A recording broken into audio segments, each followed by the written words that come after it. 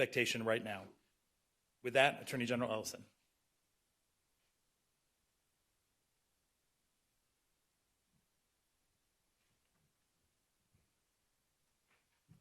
First of all, thank you, ladies and gentlemen of the press.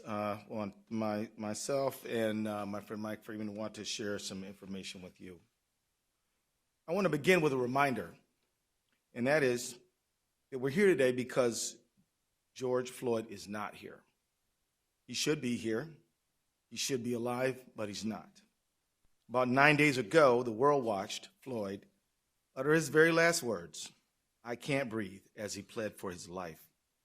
The world heard Floyd call out for his mama and cried out, "Don't kill me." Just 2 days ago, when I became the lead prosecutor in the murder of Mr. Floyd, I asked for time to thoroughly review all the evidence in the case. And we looked at the evidence that's available, and the investigation is ongoing at this time. I also said that I know it's asking a lot of people to give us time, particularly people who have suffered for decades and centuries of injustice, to be patient. And yet, we did get that time. And together, a very strong, experienced team, which included County Attorney Mike Freeman, his team, and my team, we reviewed the evidence together with the BCA, and we have something to announce today. Before I announce it, I want to say thank you for the patience of the people who they've shown me and our entire team in pursuit of justice, and I'm here to make these announcements right now. First, today, I filed an amended complaint that charges former Minneapolis police officer Derek Chauvin with murder in the second degree for the death of George Floyd.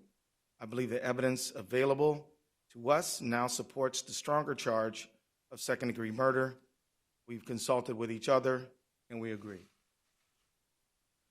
Second, today, arrest warrants were issued for former Minneapolis police officers J.A. King, Thomas Lane, and Tu Tao. Finally, I'd like to announce that today, Hennepin County Attorney Michael Freeman and I filed a complaint that charges police officer King, Lane, and Tao with aiding and abetting murder in the second degree, a felony offense. I strongly believe that these developments are in the interest of justice for Mr. Floyd, his family, our community, and our state. I'm the lead prosecutor in this case. I'll be speaking and addressing the public, but this is absolutely a team effort. We are working together on this case with only one goal: justice for George Floyd. I want to thank first Mr. Hennepin County Attorney Mike Freeman, who has been a true partner in this matter at every step of the way. His experience and insight have been invaluable and will continue to be counted on by the team. I also want to thank County Attorney Freeman's professional staff who have cooperated and worked together with my staff and the investigating officers from the very minute this case started. I also want to thank Superintendent Drew Evans of the Bureau of Criminal Apprehension and his professional staff for the care and speed with which they are conducting this investigation. And I want to thank especially U.S. Attorney Erica McDonald and Special Agent in Charge Rainer Drolskagen, who are conducting a parallel federal color of law investigation. I have heard directly from the leadership of the Department of Justice that there is full support for her leadership in pursuit of her investigation. And as she put it so well, one team, one goal, one mission. I agree 100%. As I said earlier, I thank Mr. Floyd's family. I think, and I can speak for Mr. Freeman and I jointly thank them, along with U.S. Attorney McDonald. We thank the community for their patience in allowing us the time and space we need over these days to lay these charges. As it is so hard to do, I now ask for continued patience. This case continues to be under investigation. We will not be able to say very much publicly about the investigation, except that we encourage anyone who believes that they have evidence in this case to come forward and to be cooperative with the investigation. As we develop the case for prosecution, which will also not be we will not be able to say very much publicly about it, because our job is to seek justice and to obtain a conviction, not to make statements in the press, but to do our talking in court. So I ask for your patience again while we limit our public comments in pursuit of justice. I also ask for your trust that we are pursuing justice by every legal and ethical means available to us. I also want to add a word of caution. The investigation is ongoing. We are following the path of all of the evidence. Wherever it leads, we are investigating as quickly as we can because speed is important. We're also investigating as thoroughly as we can because being complete and thorough is critically important, but it takes time. The reason thoroughness is important is because every single link in the prosecutorial chain must be strong. It needs to be strong because trying this case will not be an easy thing. Winning a conviction will be hard. In fact, County Attorney Freeman is the only prosecutor in the state of Minnesota who has successfully convicted a police officer for murder. And he can tell you that it's hard.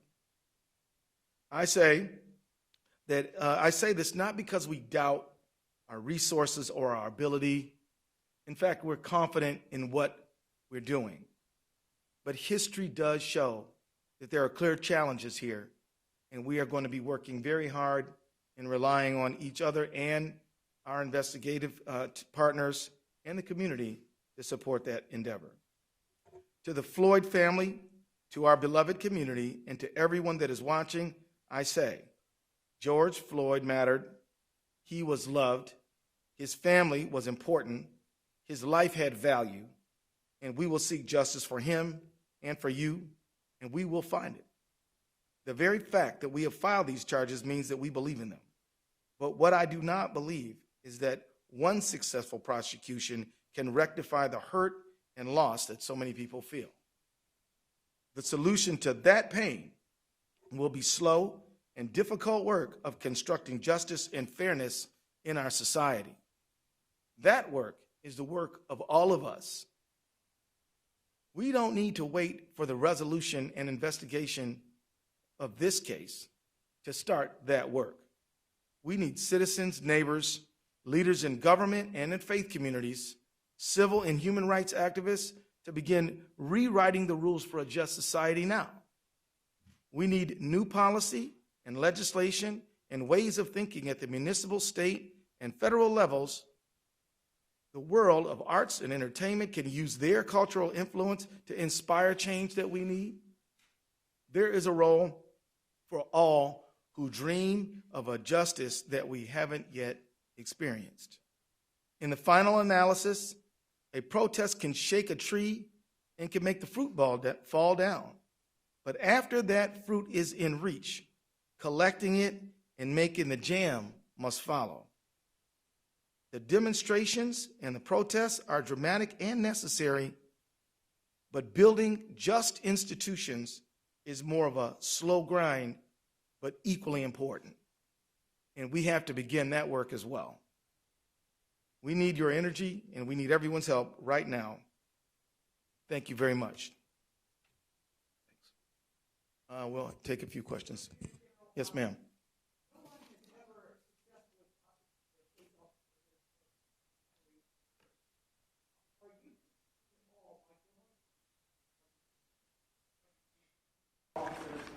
Numerous acquittals, which acquittals in other cases, notably Rodney King case, which is just have created massive protests and massive rioting, massive demonstrations, massive unrest. We believe we have a duty to charge the charges that fit the facts in this case when we have done so. And so our concern is to put all the energy we can into putting forth the strongest case that we can without fear or favor of anyone or anything. These charges are based on the facts that we have found, and we're going to pursue them. The county attorney, obviously you got the case from him. Was he going to plead this case as a murder-free case? Is that why the state took over? That is what sources have said. The Hennepin County Attorney did an excellent job by gathering facts and has worked cooperatively with us at every single step of the way. We consulted with each other on these charges. We believe that these are the right charges. Mike Freeman and I we've signed a complaint for these additional charges, and so that's what we're doing. So the whole nation, indeed the whole world, has been awaiting some type of announcement from your office. Can you describe the process involved in your deliberation and what impact you think today's decision might have, not just in Minneapolis, but for those across the country watching you right now? unfortunately, I can't delve into our deliberative process, but what I will tell you generally is we gathered all the facts that we could. We reviewed the criminal statutes. We looked at case law. We consulted with each other, and we arrived at these charges. We believe that they're justified by the facts and the law. What does this impact have on them, this decision? The pursuit of justice is always good and right. And I want to signal to them that we hope that they continue to raise the cause of justice, but do it in a peaceful manner. It is their right to express themselves. And with that, I will say that they should continue in their own communities to get together to build just police community relationships. We need the faith community to be involved. We need arts and entertainment to help inspire us toward justice. We need everybody. There's a lot more to do than just this case, and we ask people to do that. Chris, how long do you think it's going to take to actually get this case together? I mean, there's a lot invested here. Are we talking weeks? Are we talking months? You know, I want to thank you for asking that question, because part of my comments were to help set expectations in a realistic light. In order to be thorough, this is going to take months. And I don't know how many, but it is better to make sure that we have a solid case, fully investigated, researched before we go to trial, than to rush it. And so it will take a while, and I can't set a deadline on that. Way in the back. Attorney General, Chris Rex with Carolina. The Floyd family had asked for a first-degree murder charge as well as their attorney.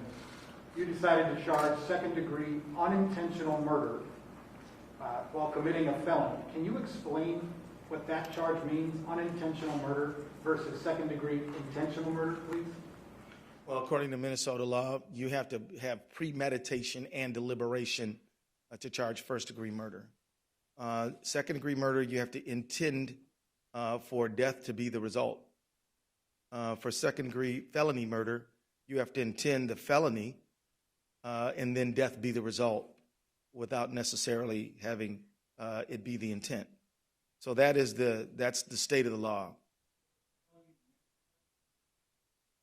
The felony would be we would contend that George Floyd was assaulted, and so that would be the underlying felony. Do you accept any plea deals in this, or do you expect all four to go to trial? And secondly, when will the body camera footage be released? I really don't have any idea of what plea negotiations or anything like that. That's simply way too early to begin that conversation. At this point, we are preparing to try this case. If something else happens along the way, we'll see. But at this point, we don't have any plans in that direction. Body camera footage? That is something that I don't have anything to report right now. At this time, we're focused on investigating the case. And so I think at this time, I will consult with the BCA and other partners on the case, and we'll come to a conclusion about that. Again, we believe in transparency, but we also believe in a thorough investigation, most importantly. General, have the three officers been taken into custody? I'll allow Mr. Drew Evans to address that issue. Yeah. Good afternoon. My name is Drew Evans. I'm the superintendent of the Minnesota Bureau of Criminal Apprehension. We are in the process of taking the officers into custody. I can report that one is in custody now, and the other two we are in the process of taking into custody and expect them to be this afternoon. Could you share about, have these officers provided any statements to your investigators, which traditionally happens after a death in custody? Have you spoken with them?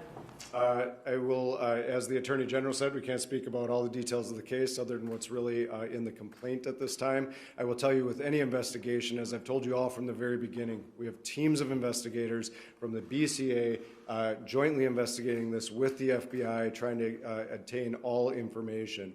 In this case, I will tell you that is a regular course of all of our investigations to attempt interviews with all of the officers. We have interviewed numerous individuals in this case, and additional information will be provided as we move forward.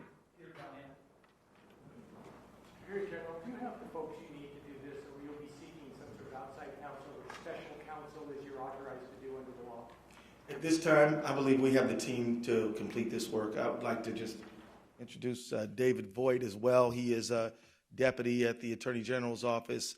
He heads the criminal division, and he has the lawyers to get this done. And also, we have some experienced lawyers at the Hennepin County Attorney's Office. We're working on this thing together. In terms of the timing of this decision, I know the Floyd family was hoping to be able to have more information on these charges before the memorial tomorrow. How much did that factor in your decision, as well as the protests with them calling for these across the country as well and growing access? You know, I can say that I did not allow public pressure to impact our decision-making process. I was prepared to withstand whatever calls came. We made these decisions based on the facts that we have gathered since this matter occurred, and made the charges based on the law that we think applies. So that's my answer. Yeah.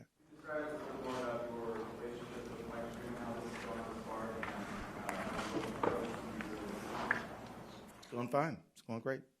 I spent a lot of time in Hennepin County when I was a trial lawyer myself, and I know all the lawyers there. I respect them all, admire them all, and we're going along fine. Can I introduce you? Okay. Andy Lefebvre, he represents Hennepin County Attorney's Office, his first deputy for Mike Freeman, right?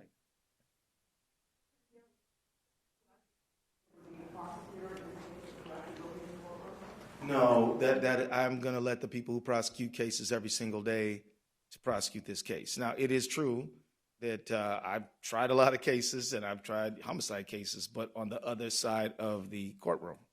The people who know how to prosecute, I'm going to let them do that work.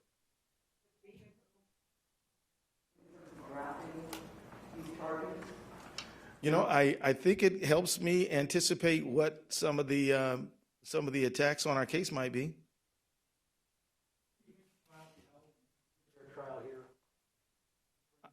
I see no reason why we can't get a fair trial here.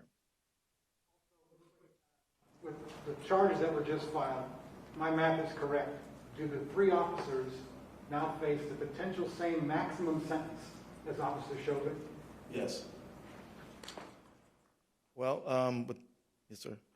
I apologize if you've addressed this before, but does your involvement in this case now put you on the sidelines in terms of the legislative process and working for police reform legislation? No. I'll continue to do all the duties that I have, which involve legislative, which involve a lot. We've been very active in the civil space.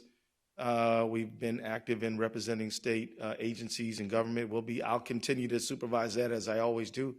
But I feel very confident in it because I have excellent professionals who are going to be focused on this like a laser beam every single day. Attorney General, could you just take us into that room when the decision was made for you personally, for this case, to file these charges, the moment you had personally? I feel a tremendous sense of weight. I feel this is a very serious moment. I can honestly tell you I take no joy in this, but I do feel a tremendous sense of duty and responsibility. Are they going to be at Oak Park Heights in max security, or are they going to be put somewhere? I don't know the answer to that question. Maybe. I would just answer that in terms of that is left up to the various sheriffs that we work with on this. They make, as Commissioner Schnell noted the other day, security decisions in the best place for everybody in light of everything that's going on right now in the Twin Cities. Again, those are decisions based on the analysis of the sheriff, and they work closely with the Department of Corrections to make sure that they have everybody in their custody where they should be based on safety assessments. Thank you all very much.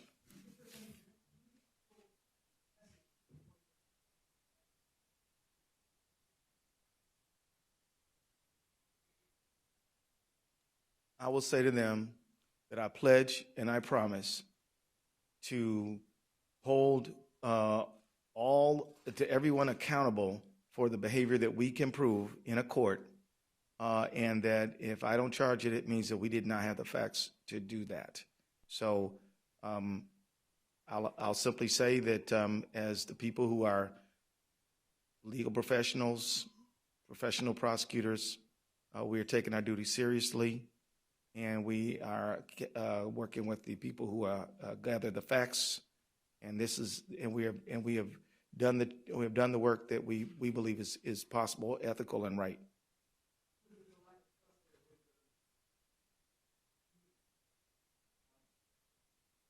Yeah, well, I mean, look, let me be honest here. I mean, our country has under-prosecuted these matters in Minnesota and throughout the country.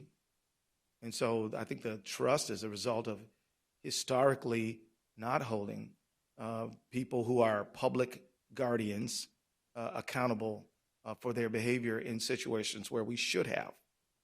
So that, I think, is the origin of the trust problem. But we can't control the past. All we can do is take the case that we have in front of us right now and do our good faith best to bring justice to this situation, and we will.